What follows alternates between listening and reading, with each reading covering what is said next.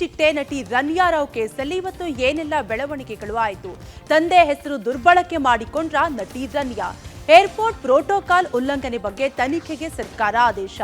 ಮಗಳಿಂದ IPS ಅಧಿಕಾರಿ ರಾಮಚಂದ್ರ ರಾವ್ಗೂ ಸಂಕಷ್ಟ. Ranya zero balance ಅಕೌಂಟ್ಗೆ ಲಕ್ಷ ಹಣ ಬಂದಿದ್ದೇಗೆ? ಲಕ್ಷಗಟ್ಟಲೆ ಹಣ ಸಂದಾಯದ ಹಿಂದಿದ್ದಾರ ಆ ಪ್ರಭಾವಿ ರಾಜಕಾರಣಿ? ವಕೀಲೆ ಜೀವಾ ಆತ್ಮಹತ್ಯೆ ಕೇಸಲ್ಲಿ ಡಿವೈಎಸ್ಪಿ ಕನಕಲಕ್ಷ್ಮಿ ಅರೆಸ್ಟ್. ಇದರೊಂದಿಗೆ ಮತ್ತೊಂದಿಷ್ಟು ಸುದ್ದಿಗಳ complete round up Karnataka top 20ಯಲ್ಲಿ. ಗೋಲ್ಡ್ ಸ್ಮಗ್ಲಿಂಗ್ ಕೇಸ್ನಲ್ಲಿ ಮಾಣಿಕ್ಯ ಸುಂದರಿ ನಟಿ ರನ್ಯಾಗೆ ಮತ್ತಷ್ಟು ಸಂಕಷ್ಟ ಎದುರಾಗಿದೆ. ಏರ್ಪೋರ್ಟ್ನಲ್ಲಿ ಪ್ರೋಟೋಕಾಲ್ ಉಲ್ಲಂಘಿಸಿದ ಬಗ್ಗೆ ಸರ್ಕಾರ ತನಿಖೆಗೆ ಆದೇಶಿಸಿದೆ. ಪ್ರಕರಣದಲ್ಲಿ ಮಗಳಿಂದ ಐಪಿಎಸ್ ಅಧಿಕಾರಿ ರಾಮಚಂದ್ರ ರಾವ್ಗೆ ಸಂಕಷ್ಟ ಎದುರಾಗಲಿದೆ. ಈ ಪ್ರಕರಣದಲ್ಲಿ ಡಿಜಿಪಿ ರಾಮಚಂದ್ರ ರಾವ್ ಪಾತ್ರದ ಬಗ್ಗೆ ತನಿಖೆ ನಡೆಸಿ 1 ವಾರದ ಒಳಗೆ ವರದಿ ಸಲ್ಲಿಸುವಂತೆ ಗೃಹ ಇಲಾಖೆ ಆದೇಶಿಸಿದೆ. ಐಎಎಸ್ ಅಧಿಕಾರಿ ಗೌರವ್ ಗುಪ್ತಾ ನೇತೃತ್ವದಲ್ಲಿ ತನಿಖೆ ನಡೆಯಲಿದೆ. ತನಿಖೆಗೆ ಅಗತ್ಯ ಇರುವ ದಾಖಲೆ ಮತ್ತು ನೆರವನ್ನ ನೀಡುವುದಕ್ಕೆ ಡಿಜಿಐಜಿಪಿ ಅಲೋಕ್ ಮೋಹನ್ಗೆ ಸೂಚನೆ ಕೊಡಲಾಗಿದೆ. ಇನ್ನು ರನ್ಯಾ ರಾವ್ ಏರ್ಪೋರ್ಟ್ ಬಂದಾಗ ಪಾಳಿಯಲ್ಲಿದ್ದ 2 ಕಾನ್ಸ್ಟೇಬಲ್ಗಳಿಗೆ ಇದೀಗ ವಿಚಾರಣೆ ಬಿಸಿ ತಟ್ಟಿದೆ. ಈ ಬಗ್ಗೆ ಸಿಐಡಿ ತನಿಖೆಗೆ ಸರ್ಕಾರ ವಹಿಸಿದೆ. ರನ್ಯಾಗೆ ಕೆಎಡಿಬಿ ಜಮೀನು ಮಂಜೂರು ಪ್ರಕರಣದಲ್ಲೂ ಹೊಸ ವಿಚಾರಗಳು ಹೊರಗೆ ಬರ್ತಾ ಇವೆ.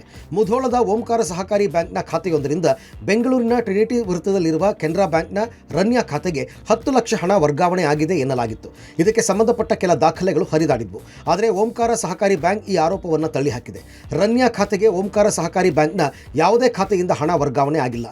ಈಗ ಹರಿದಾಡ್ತಿರುವ ದಾಖಲೆಗಳಲ್ಲಿರುವ ಐಎಫ್ಎಸ್ಸಿ ಕೋಡ್ ಓಂಕಾರ ಸಹಕಾರಿ ಬ್ಯಾಂಕಿನದಲ್ಲ ಅಂತ ಅಧಿಕಾರಿಗಳು ಸ್ಪಷ್ಟನೆ ನೀಡಿದ್ದಾರೆ. ಇನ್ನು ನಟಿ ರನ್ಯಾ ಹಾಗೂ ಗೆಳೆಯ ತರುಣ್ ರಾಜ್ ದುಬೈನಲ್ಲಿ ಬಳಸ್ತಾ ಇದ್ದ ಮೊಬೈಲ್ ನಂಬರ್ ರಿವೀಲ್ ಆಗಿದೆ. ದುಬೈಗೆ ಹೋದಾಗಲೆಲ್ಲ ಇದೇ ನಂಬರ್ ಅನ್ನು ಇಬ್ಬರು ಆರೋಪಿಗಳು ಬಳಸ್ತಾ ಇದ್ರು ಅನ್ನೋದು ತನಿಖೆ ವೇಳೆ ಬಯಲಾಗಿದೆ. ರನ್ಯಾ ಗೆಳೆಯ ತರುಣ್ ರಾಜ್ಗೆ ಡಿಆರ್ಐ ಅಧಿಕಾರಿಗಳು ಡ್ರಿಲ್ ಮುಂದುವರೆಸಿದ್ದಾರೆ. ಈ ಮಧ್ಯೆ ರನ್ಯಾ ಪಾನ್ ಕಾರ್ಡ್ ಅನ್ನು ಡಿಆರ್ಐ ಸೀಸ್ ಮಾಡಿದೆ. ಈ ಒಂದು ವ್ಯವಹಾರಕ್ಕೂ ನಮಗೆ ಯಾವುದೇ ರೀತಿಯ ಸಂಬಂಧ ಇರುವುದಿಲ್ಲ ಮತ್ತು ನಾವು ಸಹ ಈ ಕುರಿತಂತೆ ನಮ್ಮ ಬ್ಯಾಂಕಿನ ಸ್ಟೇಟ್ಮೆಂಟನ್ನು ನಾವು ಈಗ ಬಂದಂಥ ಎಲ್ಲ ಪತ್ರಿಕಾ ವರದಿ ಕೊಟ್ಟಿರುತ್ತೇನೆ. ತಾವು ಸಹ ಅದನ್ನು ಪರಿಶೀಲನೆ ಮಾಡಬಹುದು. ಈ ಬ್ಯಾಂಕಿನ ಆ ವ್ಯವಹಾರಕ್ಕೂ ನಮ್ಮ ಬ್ಯಾಂಕಿಗೂ ಯಾವುದೇ ರೀತಿಯ ಸಂಬಂಧ ಇರುವುದಿಲ್ಲ. ಬಂಗಾರದ ಜಿಂಕೆ ನಟಿ ರನ್ಯಾ ರಾವ್ ಗೋಲ್ಡ್ ಸ್ಮಗ್ಲಿಂಗ್ ಕೇಸ್ನಲ್ಲಿ ಕ್ಷಣಕ್ಕೊಂದು ರಹಸ್ಯಗಳು ಹೊರಬರ್ತಾ ಇದೆ. ನಟಿ ರನ್ಯಾ ರಾವ್ ಏರ್ಪೋರ್ಟ್ನಲ್ಲಿದ್ದಾಗಲೇ ತಮಗೆ ಎದುರಾಗಲಿರುವ ಸಂಕಷ್ಟವನ್ನು ಅರಿತಿದ್ರು ಅನ್ಸುತ್ತೆ. ಹೀಗಾಗಿ ತನಗೆ ಗೊತ್ತಿರುವ ಪ್ರಭಾವಿ ರಾಜಕಾರಣಿಗೆ ಹೆಲ್ಪ್ ಮೀ ಅಂತ ಮೆಸೇಜ್ ಮಾಡಿದ್ದಾಳೆ. ಮೆಸೇಜ್ ನೋಡಿದ ಕ್ಷಣ ಮಾತ್ರದಲ್ಲಿ ಆ ಕಡೆಯಿಂದ ಕರೆ ಬಂದಿದೆ. ರಾತ್ರಿ 10:40 ಒಂದು ಕಾಲ್, ರಾತ್ರಿ 10:46ರಲ್ಲಿ ಇನ್ನೊಂದು ಕಾಲ್ ಮಾಡಿದ್ದಾರೆ. ರನ್ಯಾ ಜೊತೆಗೆ ಬರೋಬ್ಬರಿ 4 ನಿಮಿಷಗಳ ಕಾಲ ಮಾತನಾಡಿದ್ದಾರೆ. ಮತ್ತೊಮ್ಮೆ ಕರೆ ಮಾಡುವಷ್ಟರಲ್ಲಿ ರನ್ಯಾಳನ್ನ ಡಿಆರ್ಐ ಅಧಿಕಾರಿಗಳು ವಶಕ್ಕೆ ಪಡೆದುಕೊಂಡಾಗಿತ್ತು. ಈ ಬಗ್ಗೆ ಡಿಆರ್ಐ ಕಸ್ಟಮ್ಸ್ ಅಧಿಕಾರಿಗಳ ತನಿಖಾ ವರದಿಯಲ್ಲಿ ಉಲ್ಲೇಖ ಆಗಿದೆ. ಪ್ರಭಾವಿ ರಾಜಕಾರಣಿಯ ಸಹಾಯದಿಂದ ಕೆಐಎಡಿಬಿ ಭೂಮಿ ಪಡೆದಿದ್ದ ರನ್ಯಾ ಕಂಪನಿಗೆ ರನ್ಯಾ ಮತ್ತು ರಿಷಬ್ ನಿರ್ದೇಶಕರು 10,000 ಶೇರ್ಗಳನ್ನು ಕಂಪನಿ ಹೊಂದಿತ್ತು. ಅದರಲ್ಲಿ ನಿರ್ದೇಶಕಿ ರನ್ಯಾಗೆ 9,900 ಶೇರ್ಗಳನ್ನು ಹೊಂದಲಾಗಿತ್ತು. 1,000 ಶೇರ್ಗಳು ಮಾತ್ರ ಸಹೋದರ ರಿಷಬ್ಗೆ ಕೊಡಲಾಗಿತ್ತು ಅನ್ನುವಂತಹ ವಿಚಾರ ತಿಳಿದು ಬರ್ತಾ ಇದೆ. ಈ ಪ್ರತಿ ಪಬ್ಲಿಕ್ ಟಿವಿಗೆ ಲಭ್ಯ ಆಗಿದೆ. ರನ್ಯಾಳ ಮೊಬೈಲ್, ಲ್ಯಾಪ್ಟಾಪ್ ವಶಕ್ಕೆ ಪಡೆದಿದ್ದ ಡಿಆರ್ಐಗೆ ರಿಟ್ರೀವ್ ವೇಳೆ ಸ್ಫೋಟಕ ಮಾಹಿತಿಗಳು ಸಿಕ್ಕಿದೆ. ಪ್ರಭಾವಿ ರಾಜಕಾರಣಿಗಳ ಫೋಟೋ, ವಿಡಿಯೋಗಳು ಲಭ್ಯ ಆಗಿದೆ. ಗೋಲ್ಡ್ ಬ್ಯೂಟಿ ರನ್ಯಾ ರಾವ್ಳನ್ನ ಡಿಆರ್ಐ ವಿಚಾರಣೆ ನಡೆಸಿದ ವೇಳೆ ಆಕೆಗೆ ಫೋಟೋಗ್ರಫಿ ಹವ್ಯಾಸ ಇದೆ ಅಂತ ಹೇಳ್ಕೊಂಡಿದ್ಲು. ಅದೇ ರೀತಿ ಆಕೆ ಫೋಟೋಗ್ರಫಿ ಸ್ಟುಡಿಯೋ ಓಪನ್ ಮಾಡಿದ್ಲು ಎಂಬ ವಿಚಾರವೂ ಹೊರಬಿದ್ದಿದೆ. ರನ್ಯಾ ಕೇವಲ ಟಿಎಂಟಿ ಸ್ಟೀಲ್ ಕಂಪನಿಯನ್ನು ತೆರೆಯೋದಕ್ಕೆ ಮಾತ್ರ ಮುಂದಾಗಿರಲಿಲ್ಲ. ಫೋಟೋಗ್ರಫಿಗಾಗಿಯೇ ರಾಮನಗರದ ಮೂಲದ ಸ್ನೇಹಿತೆಯ ಜೊತೆಗೆ ಸೇರಿ ಫೋಟೋಗ್ರಫಿ ಪ್ರೈವೇಟ್ ಲಿಮಿಟೆಡ್ ಕಂಪನಿ ತೆರೆದಿದ್ಲು. ಬರೋಬ್ಬರಿ 4 ವರ್ಷಗಳ ಕಾಲ ರನ್ಯಾ ಈ ಕಂಪನಿ ನಡೆಸಿ 2022 ಸೆಪ್ಟೆಂಬರ್ 19 ಕಂಪನಿ ನಷ್ಟದಲ್ಲಿದೆ ಅಂತ ಮುಚ್ಚಿದ್ರು. ರನ್ಯಾ ರಾವ್ ಕೆಲವೊಂದು ಕಂಪನಿಗಳು ಈಗಾಗಲೇ ರಿಜಿಸ್ಟರ್ ಆಗಿರೋದು ಬೆಳಕಿಗೆ ಬಂದಿದೆ. ರನ್ಯಾ ಸ್ನೇಹಿತೆಗೆ ಆಪ್ತರಾಗಿದ್ದ ಪ್ರಭಾವಿ ರಾಜಕೀಯ ನಾಯಕನ ಜೊತೆಗೂಡಿ ಕಂಪನಿ ಆರಂಭಕ್ಕೆ ಮುಂದಾಗಿದ್ಲು ಎನ್ನಲಾಗ್ತಿದೆ. ರನ್ಯಾ ಪ್ರಕರಣದ ತನಿಖೆ ಮುಂದುವರೆದಂತೆ ಆ ಪ್ರಭಾವಿ ನಾಯಕನಿಗೂ ಸಂಕಷ್ಟ ಎದುರಾಗಬಹುದಾಗಿದೆ. ಈ ಪ್ರಕರಣ ಬೆಳಕಿಗೆ ಬರೋದಕ್ಕೂ ಮುಂಚೆ ಪದೇ ದುಬೈನ ಐಷಾರಾಮಿ ಗ್ರ್ಯಾಂಡ್ ಹಯಾತ್ ಹೋಟೆಲ್ನಲ್ಲಿ ರನ್ಯಾ ಗೆಳೆಯ ತರುಣ್ ವಾಸ್ತವ್ಯ ಹೂಡಿದ್ರಂತೆ. ಸ್ವರ್ಗದಂತಹ ಹೋಟೆಲ್ನಲ್ಲಿ ವಿಲಾಸಿ ಜೀವನ ನಡೆಸ್ತಾ ಇದ್ದ ರನ್ಯಾ ಹಾಗೂ ತರುಣ್ ರಾಜ್ ಇಬ್ಬರು ಕೂಡ ಜೈಲು ವಾಸ ಅನುಭವಿಸುವಂತಾಗಿದೆ. ಜೈಲಲ್ಲಿ ಸಾಮಾನ್ಯ ಕೈದಿಗೆ ನೀಡುವ ಊಟ ಮಾಡುವಂತಹ ಪರಿಸ್ಥಿತಿ ನಿರ್ಮಾಣ ಆಗಿದೆ. ನಟಿ ರನ್ಯಾ ಚಿನ್ನದ ಕೇಸ್ನಲ್ಲಿ ರಾಜಕೀಯ ಕೆಸರಾಟ ಜೋರಾಗಿದೆ. ರನ್ಯಾ ರಾವ್ಗೆ ಸಚಿವರು, ಪ್ರಭಾವಿಗಳ ಒಡನಾಟದ ಬಗ್ಗೆ ರಾಜಕೀಯದಲ್ಲಿ ಸಂಚಲನ ಮೂಡಿಸ್ತಾ ಇರೋ ಹೊತ್ತಲ್ಲೇ ಕಾಂಗ್ರೆಸ್ನಲ್ಲಿ ಢವಢವ ಶುರುವಾಗಿದೆ. ರನ್ಯಾಗೆ 3 ಸಚಿವರು ನಂಟಿದೆ ಎಂದು ಆರೋಪಿಸಿದ್ದಂತಹ ವಿಜೇಂದ್ರಗೆ ಕಾಂಗ್ರೆಸ್ ತಿರುಗೇಟು ಕೊಟ್ಟಿದೆ. ಬಿಜೆಪಿ ರಾಜ್ಯಾಧ್ಯಕ್ಷರು ಇಬ್ಬರು ಸಚಿವರು ಹೊಂದಿದ್ದಾರೆ. ಹೆಸರು ಹೇಳಿ ನೋಡೋಣ ಅಂತ ಪ್ರಿಯಾಂಕ್ ಖರ್ಗೆ ಸವಾಲ್ ಹಾಕಿದ್ದಾರೆ. ದುಬೈನಲ್ಲಿ ವಿಜೇಂದ್ರ ಅವರದು ಸಾಕಷ್ಟು ದುಡ್ಡಿದೆ ಅಂತ ಯತ್ನಾಳ್ ಹೇಳ್ತಾರೆ. ವಿಜೇಂದ್ರ ದುಬೈಗೆ ಹೋಗೋದು ಬರೋದು ಮಾಡ್ತಾರೆ ಅಂದಿದ್ದಾರೆ. ಸಚಿವರ ವಿಚಾರವಾಗಿ ಸುಮ್ಮನೆ ಗಾಳಿಯಲ್ಲಿ ಗುಂಡು ಹೊಡೆಯೋದು ಬೇಡ ಅಂತ ಗುಡುಗಿದ್ದಾರೆ. ಸಚಿವ ಖರ್ಗೆ ಆರೋಪಕ್ಕೆ ಬಿಜೆಪಿ ಶಾಸಕ ಭರತ್ ಶೆಟ್ಟಿ ತಿರುಗೇಟು ಕೊಟ್ಟಿದ್ದಾರೆ. ಕಾಂಗ್ರೆಸ್ ಸಚಿವರಿಗೆ ಹೆದರಿಕೆ ಶುರುವಾಗಿದೆ ಎಂದಿದ್ದಾರೆ. ಯಾರೇ ಇದ್ರೂ ಕೂಡ ಹೆಸರು ಹೇಳಿದ್ರೆ ಗೊತ್ತಾಗುತ್ತೆ. ಸುಮ್ಮನೆ ನಾವು ಆ ಸಚಿವರು ಇರ್ಬೋದು, ಈ ಸಚಿವರು ಇರ್ಬೋದು ಅಂತ. ಈಗ ಯತ್ನಾಳ್ ಅವ್ರು ಏನ್ ಹೇಳ್ತಾರೆ ಅಂದ್ರೆ ದುಬೈನಲ್ಲಿ ವಿಜೇಂದ್ರ ಅವ್ರದ್ದು ಸಾಕಷ್ಟು ದುಡ್ಡಿದೆ ಅಂತ, ದುಬೈಗೆ ಹೋಗೋದು ಬರೋದಿದೆ ಅಂತ ಅವ್ರಿಗೆ ಗೊತ್ತಿರ್ಬೋದು. ಮಾಹಿತಿ ಇದ್ರೆ ಕೊಡ್ಲಿ, ವಿ ವಿಲ್ ಟೇಕ್ ಆಕ್ಷನ್. ಬೆಂಕಿ ಇಲ್ಲದೆ ಹೊಗೆ ಆಡೋದಿಲ್ಲ ಅಂತೇಳಿ ಹಿರಿಯರು ಹೇಳ್ತಾರೆ. ಇಂಥ ಒಂದು ಗಂಭೀರವಾಗಿರ್ತಕ್ಕಂಥ ಪ್ರಕರಣ ಯಾರ್ದೋ ಬೆಂಬಲ ಇಲ್ಲದೇ ಆಗೋದಕ್ಕೆ ಸಾಧ್ಯ ಇಲ್ಲ. ಒಬ್ಬ ಹಿರಿಯ IPS ಅಧಿಕಾರಿಯ ಮಗಳು ಒಂದು ಕಡೆ ಆದರೆ ಸಚಿವರ ಅವಳ ನಿಕಟ ಸಂಪರ್ಕ ಇತ್ತು ಅಂದ್ರೆ ಬೆಂಬಲ ಇತ್ತು ಅನ್ನೋದನ್ನು ಕೂಡ ಸಾಕಷ್ಟು ಚರ್ಚೆಗೆ ಗ್ರಾಸ ಆಗಿದೆ. ಹಾಗೆ ಎಲ್ಲೂ ಕೂಡ ಸತ್ಯಾಂಶ ತನಿಖೆ ನಂತರ ಹೊರ ಬೀಳ್ತದೆ. ಇದ್ರ ಹಿಂದೆ ರಾಜಕೀಯ ಕೈವಾಡ ಇದ್ದೇ ಇರ್ತದೆ. ಇವರೆಲ್ಲರೂ ಸಹ ಬಾಯಿ ಬಂದಾಗೆ ಮಾತಾಡ್ತಾ ಇದ್ದಾರೆ. ಯಾಕಂತ ಹೇಳಿದ್ರೆ ಅವರಿಗೆ ಎಲ್ಲೋ ಒಂದ್ ಕಡೆ ಚಳಿ ಕೂತಿದೆ, ಅದು ಸ್ವಲ್ಪ ಹೆದರಿಕೆ ಆಗ್ಲಿ ಸ್ಟಾರ್ಟ್ ಆಗಿದೆ. ಎಲ್ಲೋ ಇನ್ನು ನಮ್ಮ ಹೆಸರು ಬರ್ತದೆ, ಎಲ್ಲರೂ ಇನ್ವಾಲ್ವ್ ಆಗಿ ತೋರ್ತಿದ್ದಾರೆ. ವಕೀಲೆ ಜೀವ ಆತ್ಮಹತ್ಯೆ ಪ್ರಕರಣಕ್ಕೆ ಬಿಗ್ ಟ್ವಿಸ್ಟ್ ಸಿಕ್ಕಿದೆ. ಸಿಐಡಿ ಡಿವೈಎಸ್ಪಿ ಕನಕಲಕ್ಷ್ಮಿಯನ್ನ SIT ಅಧಿಕಾರಿಗಳು ಬಂಧಿಸಿದ್ದಾರೆ. ನನ್ನ ಆತ್ಮಹತ್ಯೆಗೆ ಕನಕಲಕ್ಷ್ಮಿ ಕಾರಣ ಅಂತ 13 ಪುಟಗಳ ಡೆತ್ ನೋಟ್ ಬರೆದಿಟ್ಟು ಜೀವ ಆತ್ಮಹತ್ಯೆಗೆ ಶರಣಾಗಿದ್ದರು. ಮೃತಳ ಕುಟುಂಬಸ್ಥರು ಕೂಡ ಕನಕಲಕ್ಷ್ಮಿ ವಿರುದ್ಧವೇ ಆರೋಪ ಮಾಡಿದ್ರು. ಅಂದು ನೋಟಿಸ್ ಕೊಟ್ಟು ಡಿವೈಎಸ್ಪಿಯನ್ನ 2 ಬಾರಿ ವಿಚಾರಣೆ ನಡೆಸಲಾಗಿತ್ತು. ಆದರೆ ಇಂದು ಬೆಳಿಗ್ಗೆ ಮತ್ತೆ ವಿಚಾರಣೆ ನಡೆಸಿದ SIT ಅಧಿಕಾರಿಗಳು ಡಿವೈಎಸ್ಪಿ ಕನಕಲಕ್ಷ್ಮಿಯನ್ನು ಅರೆಸ್ಟ್ ಮಾಡಿದ್ದಾರೆ. ಕಳೆದ ವರ್ಷ ನವೆಂಬರ್ 22ರಂದು ಜೀವ ಆತ್ಮಹತ್ಯೆಗೆ ಶರಣಾಗಿದ್ದರು. ಬನಶಂಕರಿ ಪೊಲೀಸ್ ಠಾಣೆಯಲ್ಲಿ ಪ್ರಕರಣ ದಾಖಲಾಗಿತ್ತು. FIR ದಾಖಲು ಬಳಿಕ ಕನಕಲಕ್ಷ್ಮಿ ವಿರುದ್ಧ ಪೊಲೀಸ್ ಕಮಿಷನರ್ ದಯಾನಂದ್ ತನಿಖೆಗೆ ಆದೇಶಿಸಿದರು. ಬೋವಿ ನಿಗಮ ಅಕ್ರಮ ಸಂಬಂಧ ಜೀವಾರನ್ನ CID ವಿಚಾರಣೆಗೆ ಒಳಪಡಿಸಿತ್ತು. ಆದರೆ ಕಿರುಕುಳದ ಆರೋಪ ಮಾಡಿ ಜೀವ ಆತ್ಮಹತ್ಯೆ ಮಾಡಿಕೊಂಡಿದ್ದರು. ಸ್ಟಾರ್ ನಟ ನಟಿಯರ ಜೊತೆಗೆ ಅಭಿಮಾನಿಗಳು ಅನುಚಿತವಾಗಿ ವರ್ತಿಸುವ ಘಟನೆಗಳು ಪದೇ ಪದೇ ದಾಖಲಾಗ್ತಾ ಇದೆ. ಅದರಲ್ಲೂ ನಟಿಯರ ಜೊತೆ ಹೆಚ್ಚಾಗಿಯೇ ಫ್ಯಾನ್ಸ್ ಅತಿರೇಕವಾಗಿ ವರ್ತಿಸ್ತಿದ್ದಾರೆ. ತಮ್ಮೊಂದಿಗೆ ಬೌನ್ಸರ್ ಅನ್ನ ಕರೆದುಕೊಂಡು ಹೋದ್ರೂ ಕೂಡ ಇಂತಹ ಘಟನೆಗಳು ಮರುಕಳಿಸ್ತಾ ಇರುತ್ತೆ. ಅಂತಹ ಘಟನೆಗೆ ತುಪ್ಪದ ಬೆಡಗಿ ನಟಿ ರಾಗಿಣಿ ದ್ವಿವೇದಿ ಸಾಕ್ಷಿಯಾಗಿದ್ದಾರೆ. ನಟಿ ರಾಗಿಣಿ ಕೈ ಹಿಡಿದು ಎಳೆದ ವ್ಯಕ್ತಿಗೆ ಕಪಾಳ ಮೋಕ್ಷ ಮಾಡಿದ್ದಾರೆ. ಅಂದಹಾಗೆ ಖಾಸಗಿ ಸಮಾರಂಭಕ್ಕೆ ರಾಗಿಣಿ ಅತಿಥಿಯಾಗಿ ಹೋಗಿದ್ರು. ಕಾರ್ಯಕ್ರಮಕ್ಕೆ ಬಂದಿದ್ದ ಫ್ಯಾನ್ಸ್ ಜೊತೆಗೆ ಖುಷಿಯಾಗಿಯೇ ಬೆರೆತಿದ್ರು. ಕೈ ಕುಲುಕೋದು, ಅವರೊಂದಿಗೆ ನಗ್ನಗ್ತಾ ಮಾತನಾಡ್ತಿದ್ರು. ಈ ವೇಳೆ ಗುಂಪಿನ ಮಧ್ಯೆ ಇದ್ದಂತಹ ವ್ಯಕ್ತಿಯೋರ್ವ ದಿಢೀರ್ ಅಂತ ಹೇಳಿ ರಾಗಿಣಿ ಕೈ ಹಿಡಿದು ಎಳೆದು ಬಿಟ್ಟಿದ್ದಾನೆ. ಇದರಿಂದ ಕೋಪಗೊಂಡ ನಟಿ ರಾಗಿಣಿ ದ್ವಿವೇದಿ ಆತನ ಕೆನೆಗೆ ಪಠಾರ್ ಅಂತ ಬಾರಿಸ್ಬಿಟ್ಟಿದ್ದಾರೆ. ಈ ವಿಡಿಯೋ ಈಗ ಸಾಕಷ್ಟು ಚರ್ಚೆಯನ್ನು ಹುಟ್ಟುಹಾಕಿದೆ. ಸೋಷಿಯಲ್ ಮೀಡಿಯಾದಲ್ಲಿ ಪರ ವಿರೋಧದ ಕಮೆಂಟ್ಸ್ಗಳು ಕೂಡ ಬರ್ತಿದೆ. ನಟ ದರ್ಶನ್ ಅಭಿನಯದ ಡೆವಿಲ್ ಚಿತ್ರದ ಚಿತ್ರೀಕರಣ ನಾಳೆಯಿಂದ ಮೈಸೂರಿನಲ್ಲಿ ಮತ್ತೆ ಆರಂಭ ಆಗ್ತಾ ಇದೆ. ಮಾರ್ಚ್ 15ರವರೆಗೂ ಕೂಡ ಮೈಸೂರಿನಲ್ಲಿ ಶೂಟಿಂಗಿಗೆ ಅನುಮತಿ ಸಿಕ್ಕಿದೆ. ಮಾರ್ಚ್ 12ರಿಂದ 14ರವರೆಗೂ ಕೂಡ ಸರ್ಕಾರಿ ಅತಿಥಿ ಗೃಹದಲ್ಲಿ ಡೆವಿಲ್ ತಂಡ ಬೆಳಗ್ಗೆ 7 ಗಂಟೆಯಿಂದ ಸಂಜೆ 6 ಗಂಟೆಯವರೆಗೂ ಶೂಟಿಂಗ್ ಮಾಡಲಿದೆ. ಮಾರ್ಚ್ 15ರಂದು ಲಲಿತ್ ಮಹಲ್ ಪ್ಯಾಲೇಸ್ನಲ್ಲಿ ಬೆಳಗ್ಗೆ 7 ಗಂಟೆಯಿಂದ ರಾತ್ರಿ 9 ಗಂಟೆಯವರೆಗೂ ಕೂಡ ಚಿತ್ರೀಕರಣಕ್ಕೆ ಪ್ಲಾನ್ ಆಗಿದೆ.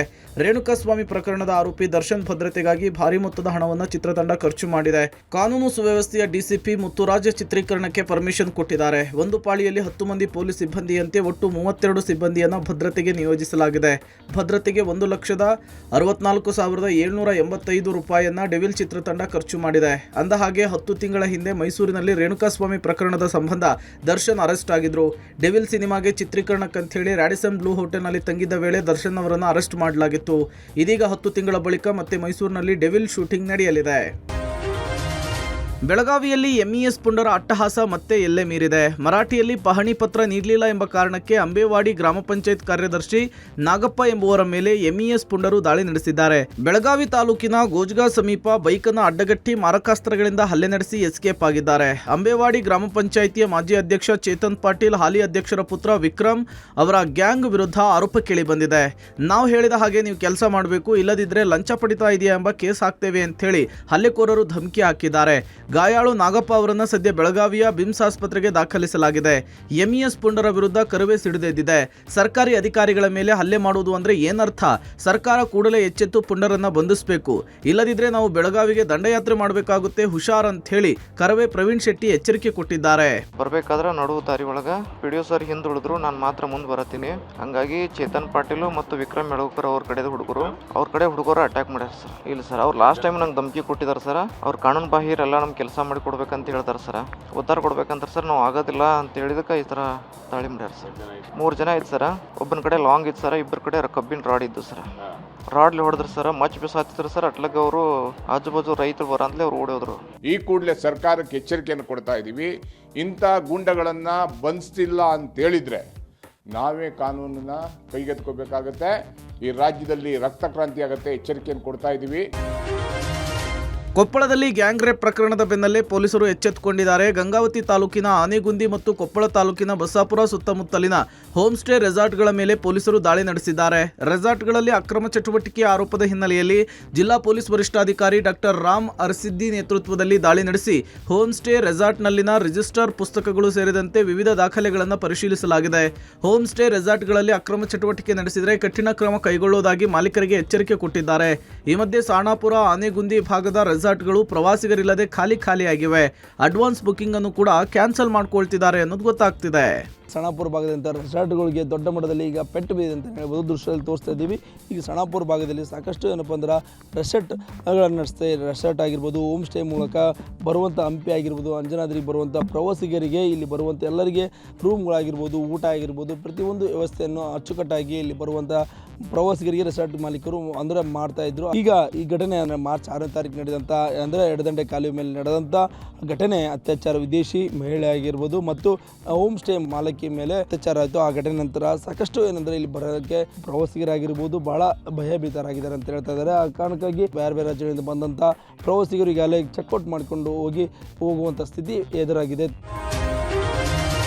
ಗ್ಯಾರಂಟಿಗಳ ಅನುಷ್ಠಾನ ಸಮಿತಿ ನೆಪದಲ್ಲಿ ಕಾಂಗ್ರೆಸ್ ಕಾರ್ಯಕರ್ತರಿಗೆ ವೇತನ ಸವಲತ್ತು ಕೊಡಲು ಮುಂದಾಗಿರುವ ಸರ್ಕಾರದ ಕ್ರಮ ವಿಧಾನಸಭೆಯಲ್ಲಿ ಗದ್ದಲಕ್ಕೆ ಕಾರಣವಾಯಿತು. ವಿಷಯ ಪ್ರಸ್ತಾಪಿಸಿದ ವಿಪಕ್ಷಗಳು ಸರ್ಕಾರದ ವಿರುದ್ಧ ಮುಗಿಬಿದ್ದವು. ಜನರ ತೆರಿಗೆ ಹಣ ಕಾಂಗ್ರೆಸ್ ಕಾರ್ಯಕರ್ತರಿಗೆ ಹೇಗೆ ಕೊಡ್ತಾ ಇದ್ದೀರಿ ಅಂತ ಅಶೋಕ್ ಪ್ರಶ್ನಿಸಿದರು. ಇದು ಕಾನೂನು ಬಾಹಿರ ಅಂತ ವಿಪಕ್ಷಗಳು ಗದ್ದಲ ಕೋಲಾಹಲ ಎಬ್ಬಿಸಿದವು. ಕೆಲಕಾಲ ಅಧಿವೇಶನವನ್ನು ಸ್ಪೀಕರ್ ಮುಂದೂಡಿದರು. ಸ್ಪೀಕರ್ ಕಚೇರಿಯಲ್ಲಿ ಸಂಧಾನ ಸಭೆ ವೇಳೆಯೂ ಜಟಾಪಟಿಯಾಯಿತು. ಬಡವರಿಗೆ ಗ್ಯಾರಂಟಿ ಕೊಡ್ತಿರೋದು ಬಿಜೆಪಿಯವರಿಗೆ ಸಹಿಸಲು ಆಗ್ತಾ ಇಲ್ಲ, ಆದರೆ ನಾವು ಗ್ಯಾರಂಟಿ ನಿಲ್ಲಿಸಲ್ಲ, ಇದು ನಮ್ಮ ಬದ್ಧತೆ ಅಂತ ಡಿಸಿಎಂ ಮೇಜು ಕೊಟ್ಟಿ ಗುಡುಗಿದರು. ಡಿಸಿಎಂ ಡಿಕೆಶಿ ಉತ್ತರ ಖಂಡಿಸಿ ವಿಪಕ್ಷ ಸದಸ್ಯರು ಸದನದ ಬಾವಿಗಿಳಿದು ಧರಣಿ ನಡೆಸಿದರು. ಈ ಸಮಿತಿಗಳನ್ನು ರದ್ದು ಮಾಡಲು ಆಗ್ರಹಿಸಿದರು. ಸರ್ಕಾರದ ವಿರುದ್ಧ ಘೋಷಣೆಗಳನ್ನು ಕೂಗಿದರು.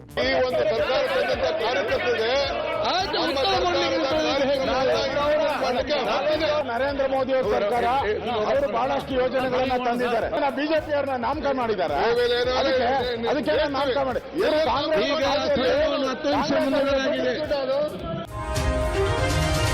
ತಾವು ಸೂಚಿಸಿದ ವ್ಯಕ್ತಿಗೆ ಕೆಲಸ ಕೊಡಲಿಲ್ಲ ಅನ್ನೋ ಕಾರಣಕ್ಕೆ ಮಹಿಳಾ ಅಧಿಕಾರಿ ಮೇಲೆ ಸಚಿವ ಕೆ ವೆಂಕಟೇಶ್ ದರ್ಪ ತೋರಿದ್ದಾರೆ.